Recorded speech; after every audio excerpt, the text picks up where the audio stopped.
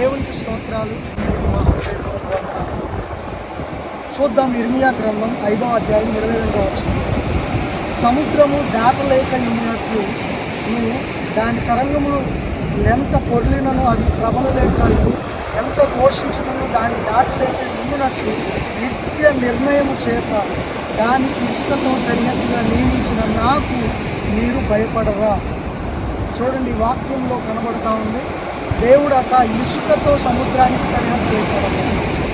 చూడండి, ఎంత అలలు పైకి వచ్చి కొడతా ఉన్నా కానీ దానికి సరిహద్దు ఇసుకతో దేవుడు వేసేసాడు. ఈ భూమి మీద చూస్తే 75% వాటర్ ఉంది, 25% మాత్రమే భూమి ఉంది. కానీ ఇంకా నదుల్లో వాటర్ వచ్చేసి 1%, 74% వరకు సముద్రం ఉప్పు నీరు ఉంది. కానీ దేవుడు ఆ సముద్రాన్ని దాటకుండా ఏం చేశాడంటే దానికి సరిహద్దు వేశాడు.